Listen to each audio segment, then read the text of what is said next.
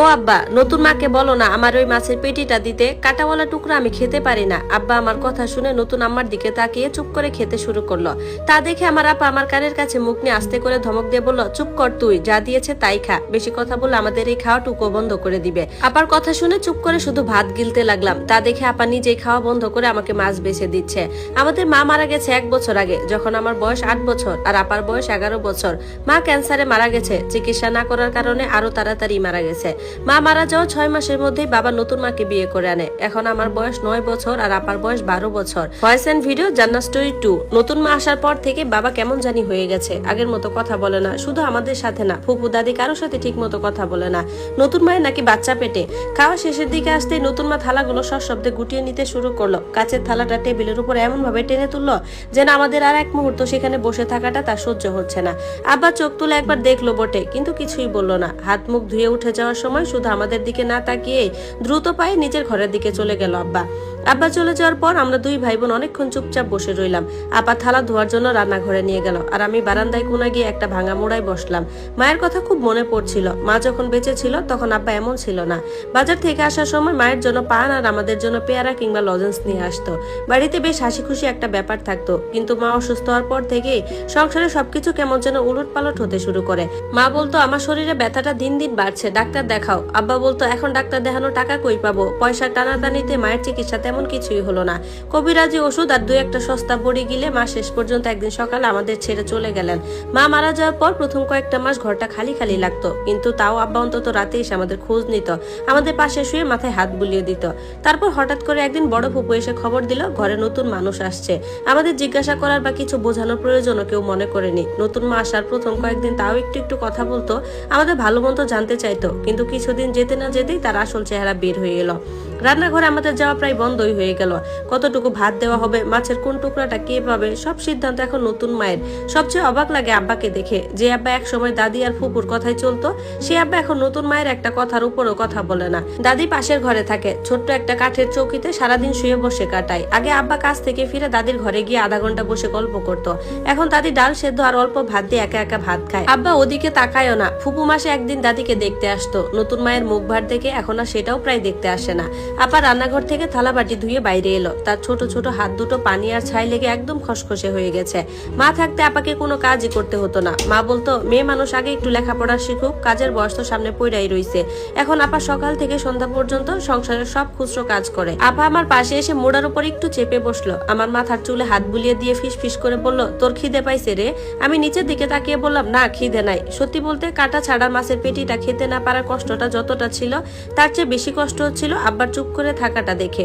আব্বা তো দেখছে আমি কতবার মাছের কাঁটায় আটকে কেঁদে ফেলেছি। মা বেঁচে থাকতে আগে থেকে কাঁটা বেছে আমার পাতে দিত। আব্বা আসতো একবার নতুন মাকে বলতে পারতো, ছোট মানুষ, পেটিটা ওকেই দাও, কিন্তু আব্বা মুখ নামিয়ে ভাত খেয়ে উঠে গেল। আব্বা একটা দীর্ঘশ্বাস ফেলে বলল, তুই অত কথা বলতে যাস কেন? নতুন মা তোকে এমনিতেই দেখতে পারে না, এখন আবার তার পেটে নতুন বাচ্চা আসবে, ওনাদের নতুন সংসার হবে। তুই আর আমি যদি ঝামেলা করি আমাদের বড় ফুপুর বাড়ি পাঠিয়ে দেবে। পাঠিয়ে দিক না আপা, আমি ফুপিয়ে উঠে বললাম। ফুপুর বাড়ি গেলে অন্তত তোমায় এত কাজ করতে হবে না। আপা আমার মুখে হাত চেপে ধরে বলল, চুপ থাক, ফুপুর নিজের সংসারে তো 3টে ছাওয়াল মেয়ে, সেখানে আমাদেরকে সারা জীবনের জন্য বসিয়ে খাওয়াবে, আমাদের এখানেই থাকতে হবে। তুই একটু চুপচাপ থাকবি, যাই দিক না কেন লক্ষ্মী ছেলের মতো খেয়ে নিবি, আমি তোকে বাকি কাটা বেছে দেব। সন্ধ্যা নেমে এসেছে, ঘরে আলো জ্বালানোর সময় হয়ে গেছে। নতুন মা নিজের ঘর থেকে বেরিয়ে এসে রাগী গলায় হাঁক দিল, হ্যাঁ রে, ঘরের সাজবাতিটা কে জ্বালাবে? সব কাজ কি আমার এই শরীর আমাকেই করতে হবে নাকি? আপা ধরবর করে উঠে দাঁড়িয়ে আঁচলে হাত মুছতে মুছতে ভেতরের দিকে দৌড়ে গেল। আমি বারান্দার অন্ধকার একাই বসে রইলাম। ঘরের ভেতর থেকে নতুন মায়ের খিটখিটে গলা আর আব্বার নিচু রেডিওর আওয়াজ কানে আসছে। আমাদের অস্তিত্ব যেন এই সংসারে দিন দিন একটা অপ্রয়োজনীয় বোঝা হয়ে দাঁড়াচ্ছে। সাজবাতিটা জ্বালিয়ে আপা যখন বারান্দায় ফিরে এলো তখন উঠানে অন্ধকার ঘনিয়ে এসেছে। নতুন মা নিজের ঘরে দরজাটা ভিজিয়ে দিল। আব্বা ভেতরের ঘরে নিচু গলায় রেডিও চালিয়ে বসে আছে। সেই ঘরের আলোটুকু দরজার ফাঁকে গলে বাইরে এসে পড়ছে, কিন্তু আমাদের এই বারান্দা পর্যন্ত পৌঁছাচ্ছে না। আমি তখনও সেই ভাঙা মোড়াটাই একভাবেই বসেছিলাম। পেটটা চোচো করছিল খিদে, কিন্তু মুখ ফুটে কিছু বলার সাহস হচ্ছিল না। আপা আমার সামনে এসে হাঁটু গেটে বসলো, আঁচল দিয়ে আবার মুখটা মুছে দিয়ে আস্তে করে বলল, সুমন চল ভেতরে চল, চালার নিচে গিয়ে বসি। আমি আপার হাত ধরে উঠে দাঁড়ালাম। আমাদের থাকার ঘর বলতে রান্নাঘরের পেছনে ছোট চালা ঘরটা, সেখানে একপাশে দুটো পুরনো কাঁথা আর একটা কাঠে সিন্ধুক রাখা। মা বেঁচে থাকতে এই ঘরে অতিরিক্ত জিনিসপত্র রাখা হতো, এখন এটাই আমাদের আস্তানা। ঘরে ঢুকে আপা বেড়ার ফাঁকে রাখা দিয়া সেলাই দিয়ে মাটির কুপিটা জ্বালালো। কুপির হলুদ আলোয় ঘরের পরিবেশটা একটু দেখা যেতে লাগলো। আপা সিন্ধুকের পেছন থেকে একটা মাটির ভার বের করলো, তার ভেতর থেকে কাপড়ে পেঁচানো অল্প কিছু শুকনো মুড়ি আর এক টুকরো গুড় বের করে আমার হাতে দিল। আমি অবাক হয়ে বললাম, এগুলো কোথায় পেলে আপা? আপা আমার মাথায় হাত বুলিয়ে বলল, দুপুরে লুকিয়ে রেখেছিলাম, আমি জানি রাতে তোর খিদে লাগবে, নে চেবিয়ে নে, পানি এনে দিচ্ছি। মুড়ি কটা মুখে দিতেই যেন পেটের জ্বালা একটু কমলো। আপা গ্লাসে করে পানি এনে দিল। আপার দিকে তাকিয়ে বললাম, তুমি কিছু খেলে না আপা? আপা গ্লাসটা নিতে নিতে বলল, আমার পেট ভরা আছে রে, দুপুরে বেশি করেই খেয়েছিলাম। আমি জানি আপা মিথ্যা বলছে। দুপুরে নতুন মা যেটুকু ভাত খেতে দিয়েছিল তা এক মুঠো বেশি ছিল না, কিন্তু আপার মুখের দিকে তাকে আর কিছু বলতে পারলাম না। 8 বছরের ছেলে হলেও আমি বুঝতে পারছিলাম আপা এই ঘরে আমার একমাত্র ঢাল। পরদিন সকালে পাখির ডাকে ঘুম ভাঙলো। ঘুম থেকে উঠেই দেখি আপা ঘরে নেই। বাইরে এসে দেখি আপা এরই মধ্যে দাদির ঘরে গেছে। দাদি বিছানায় বসে কাশছিল। আপা একটা পুরনো গামছা ভিজিয়ে দাদির মুখটা মুছিয়ে দিচ্ছে। দাদি হাঁপাতে হাঁপাতে বলল, রেনু রে, তোদের এই কষ্ট আমি আর চোখে দেখতে পারছি না। তোর বাপ যে কেমনে এত পাষাণ হয়ে গেল। আপা শান্ত গলায় বলল, দাদি তুমি চিন্তা করো না। আব্বা কিছু বলে না, না বলুক, আমি তো আছি। যতক্ষণ হাত পা সচল আছে শাহেদের কোনো কষ্ট আমি হতে দেব না। দাদি আবার পিঠে হাত রেখে একটা দীর্ঘশ্বাস ফেলল। সকালের আলো ফুটতেই নতুন মা ঘর থেকে বের হলো। মুখটা ভার করে সোজা রান্নাঘরের দিকে গেল। সেখানে আপাকে ছাই দিয়ে পাতিল মাজতে দেখে বলল, হয়েছে হয়েছে, আর মেজে কাজ নেই, কল থেকে পানি তুলে আনগে যা, ঘরে রান্নার এক ফোঁটা পানিও নেই। আপা খালি কলসিটা তুলে নিয়ে সোজা কলের দিকে হেঁটে গেল। আপার বয়স 12 বছর। ভারী কলসিটা বইতে গিয়ে শরীরটা একদিকে কাত হয়ে যাচ্ছিল। আমি দৌড়ে গিয়ে কলসির তলাটা ধরতে গেলাম। আপা আমাকে থামিয়ে দিয়ে বলল, তুই পারবি না শাহেদ, সরে দাঁড়া, গায়ে পানি লেগে যাবে। আমি ধরে সাহায্য করি আপা, আমি বললাম। আপা শক্ত চোখে আমার দিকে তাকালো। না, তুই ঘরে গিয়ে বস, তোর বইগুলো বের করে একটু পড়ালেখার চেষ্টা কর। মা বলতো না তোকে অনেক পড়াশোনা করতে হবে। আপার ওই কথাগুলো শুনে আর না করতে পারলাম না। আপা একাই 2টা কলসি পানি টেনে রান্নাঘরে নিয়ে এলো। দুপুরের দিকে আব্বা হাট থেকে ফিরল, হাতে একটা ছোট পাটের থলে। বারান্দায় ব্যাগটা রেখে আব্বা কপালের ঘাম মুছতে লাগলো। নতুন মা ঘর থেকে বের হয়ে এসে ব্যাগটা খুলে দেখলো ব্যাগে অল্প কিছু ছোট মাছ আর একটা লাউ ছিল। নতুন মা মুখ বাঁকিয়ে বলল, এই সামান্য জিনিসের সংসারে চলে? কালকে আমাকে আবার আমার বাপের বাড়ি থেকে টাকা এনে দিতে বলবা নাকি? আব্বা নিচু গলায় বলল, হাতে টাকা নেই গো, মেম্বারের পাওনা টাকাটা দিতে পারলে কিছু পাবো। কথাবার্তার মাঝে আপা থলে থেকে মাছ আর লাউ তুলে নিতে এলো। নতুন মা আপাকে দেখে চেঁচিয়ে উঠলো, হাত দিবি না, সব কাজে তোর আগে আগে যাওয়া চাই বাপের সামনে, তাই না? সর এখান থেকে। আপা পিছু হটলো না, সোজা আব্বার দিকে তাকিয়ে বলল, আব্বা সাহেব তো কাল থেকে স্কুলে যাবে, ওর এক জোড়া খাতা আর একটা পেন্সিল লাগবে। মা থাকতে মেজের বাক্সে কিছু টাকা রেখে গিয়েছিল, সেটা দিয়ে যদি। কথাটা শেষ করার আগেই নতুন মা ফোঁস করে উঠলো, কিসের টাকা? এই ঘরে কোনো বাড়তি টাকা নেই, চাল কেনা টাকাই পাওয়া যাচ্ছে না, আবার খাতা পেন্সিলের আবদার। আব্বা এবার একটু অস্বস্তিতে পড়লো। আব্বা আমার দিকে তাকালো। আমি ভয়ে আপার পেছনে গিয়ে হাবলার মতো দাঁড়িয়ে রইলাম। আপা আব্বার আরো কাছে গিয়ে নরম গলায় বলল, আব্বা শাহেদের খাতা না হলে মাস্টার মশাই স্কুলে বসতে দেবে না। তুমি তো জানোই মা চাইতো শাহেদ যেন পড়ালেখা না ছাড়ে। তুমি কি চাও ও পড়াশোনা বন্ধ করে কামলা খাটুক? মায়ের নামটা শুনতেই আব্বার চেহারায় কেমন যেন একটা আলো ছায়ার খেলা দেখা গেল। আব্বা একটু সময় চুপ করে থেকে পকেটে হাত রাতে লাগলো। তারপর কয়েকটা দুমড়ানো 5 টাকার নোট বের করে আপার হাতে দিল। বাজারের আমজাদের দোকান থেকে খাতা কিনে আনিস, আব্বা বিড়বিড় করে বলে নিজের ঘরে চলে গেল। নতুন মা রাগে গজগজ করতে করতে ভেতরের দিকে চলে গেল। আপা হাতে টাকাটা শক্ত করে ধরে মুঠোর ভেতর চাপালো।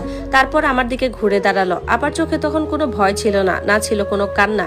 আপা আমার হাতটা ধরে নিজের আঁচলের মধ্যে টাকাটা সাবধানে বাঁধতে বাঁধতে বলল, চল শাহেদ, তোকে আমি নিজে গিয়ে খাতা কিনে দিব। তোর স্কুল বন্ধ হবে না, কেউ তোর পড়ালেখা থামাতে পারবে না। বিকেলে সূর্যটা যখন বাঁশঝাড়ের পেছনে ঢলে পড়ছিল, তখন আমি আর আপা কাঁচা রাস্তা ধরে আমজাদ কাকার দোকানের দিকে হাঁটতে লাগলাম। আপার এক হাতে আমার হাত আর অন্য হাতটা পেঁচানো ছিল নিজের পরনে পুরনো উড়নার আঁচলে।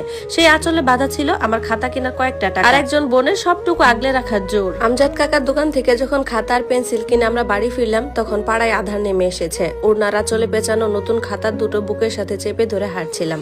কাঁচা রাস্তায় ধুলোই পা ঘষে ঘষে চলার সময় মনে হচ্ছিল এই বুঝি মা আমার পাশেই হাঁটছে।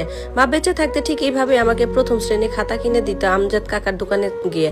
বাড়িতে ঢোকার আগেই উঠান থেকে নতুন মায়ের গলার আওয়াজ ভেসে এলো। রান্নাঘরের সামনে দাঁড়িয়ে হাত নেড়ে নেড়ে কাকে যেন গালমন্দ করছে। আমাদের ঢুকতে দেখেই মুখটা আরো হাড়ি করে বলল, হ্যাঁ রে, নবাবের ঝোপি সব একসাথে ফিরলে সওদা কিনে এনে পিরিত দেখানো হচ্ছে। রান্নাঘরের কাঠ নেই, চালের হাড়ি খালি, সেদিকে খেয়াল আছে? বলি এই রাক্ষস দুটোকে বসিয়ে বসিয়ে খাওয়াতে গিয়ে আমার পেট বাঁধবো নাকি? আপা কিছু বললো না। নতুন খাতার দুটো আমার হাত থেকে নিয়ে সাবধানে চালার ঘরে গিয়ে নিজের কাঠে সিন্দুকটার ভেতরে রেখে দিল। তারপর কোনো কথা না বাড়িয়ে সোজা বাড়ির পেছনে বাঁশঝাড়ের দিকে গেল শুকনো ডালপালা কুড়াতে। আমি পেছনে পেছনে যেতে চাইলে আপা থামিয়ে দিল। দিল, তুই যাস নে শাহেদ, ঘরে বসে নতুন খাতায় মায়ের নামটা লিখে রাখ, আমি ঝটপট কাট নিয়ে আসছি। আমি খুবই টিমটিমে আলোয় বসে খাতার প্রথম পাতায় পেন্সিল দিয়ে আঁকা বাঁকা অক্ষরে লিখলাম মা।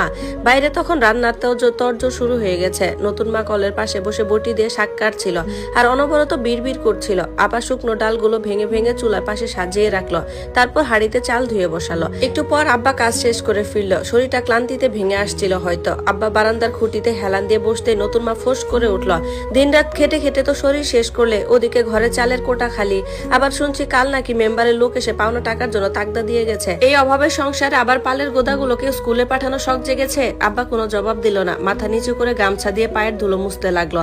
আব্বার এই নীরবতা যে আমাদের উপর নতুন ঝড়ে পূর্বাভাস, তা আমি আর আপা দুজনেই বুঝতে পারছিলাম। পরদিন সকালবেলা আমি নতুন খাতার পুরনো বইটা বগলে চেপে স্কুলে যাওয়ার জন্য তৈরি হচ্ছিলাম। আপা আমার থালায় কালকের সামান্য পান্তা ভাত আর এক চিমটি লবণ মেখে এগিয়ে দিল। আমি গপ গপ করে খেতে লাগলাম। ঠিক সেই মুহূর্তেই নতুন মা ঘর থেকে বের হয়ে এসে আমার হাতের বইয়ের উপর নজর দিল।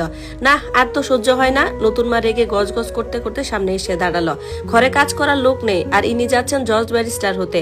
আজ থেকে কোনো স্কুল যাওয়া হবে না, তোর আব্বাকে বলে দিয়েছি বিকেলে তোকে হাটের আমজাদের দোকানে কাজে বসিয়ে দিয়ে আসবে, মাসের 2টো টাকা অন্তত ঘরে আসবে। কথাটা শুনে আমার হাতে ভাতের লোকমাটা গলায় আটকে গেল, চোখ দুটো জলে ভরে এলো। স্কুলে না গেলে আমার পড়ালেখা যে চিরতরই বন্ধ হয়ে যাবে। ঠিক তখনই রান্নাঘর থেকে বের হয়ে এলো আপা। আপার হাতে ছিল চুলার ছাইয়ের ঝুড়ি। আপা সোজা এসে নতুন মা আর আমার মাঝখানে দাঁড়ালো। আবার চেহারায় কোনো চঞ্চলতা ছিল না, কিন্তু চোখ দুটো কেমন যেন শক্ত হয়েছিল। আপা ধীরে গলায় বলল, শাহেদ স্কুলে যাবে। নতুন মা চোখ কপালে তুলে বলল, কি বললি? তোর এত বড় সাহস আমার মুখের উপর কথা বলিস?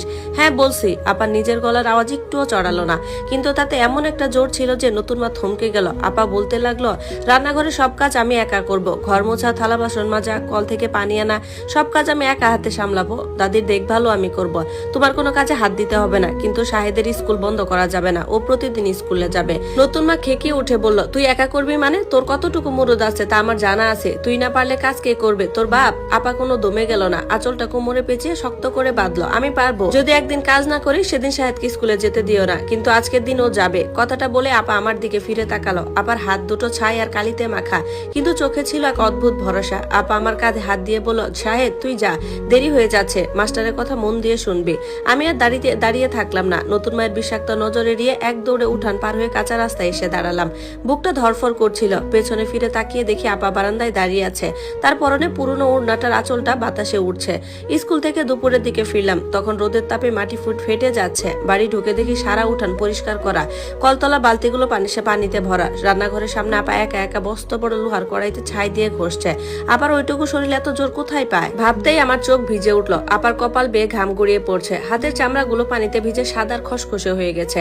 আমি কাছে গিয়ে দাঁড়াতেই আপা মুখ তুলে চাইলো। রোদে আপার মুখটা লাল হয়ে গিয়েছিল, কিন্তু আমাকে দেখে আপা একটু হাসলো। ওই হাসিতে কোনো ক্লান্তি ছিল না, ছিল জিতে যাওয়ার আনন্দ। স্কুলে কি শিখালো রে আজ? আপা হাতটা গামছায় মুছতে মুছতে জিজ্ঞাসা করলো।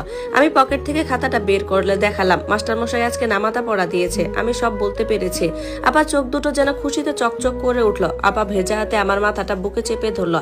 তখন আপার গা থেকে রান্নাঘরের ধোয়ার ঘামের গন্ধ আসছিল, কিন্তু সেই গন্ধটা আমার কাছে পৃথিবীর সবচেয়ে সেরা সুবাস বলে মনে হলো। আপা ফিস করে বলল, শোন শাহেদ, নতুন মা তোকে 1000টা কথা বলবে, হাটের কাজে পাঠাতে চাইবে, আব্বা হয়তো কোনোদিন সায় দিবে, কিন্তু তুই দমে যাবি না। তোকে অনেক বড় হতে হবে। তুই যতদিন লেখাপড়া করবি তোর সব কষ্ট আমি একাই টেনে যাব। আমার এই আঁচলটা যতদিন আছে তোকে কেউই ছুতে পারবে না। বিকেলের দিকে নতুন মা ঘর থেকে বের হয়ে দেখলো ঘরের সব কাজ শেষ। রান্নাঘরের এক কোনায় দাদির জন্য ডাল ভাত ঢাকা রাখা আছে।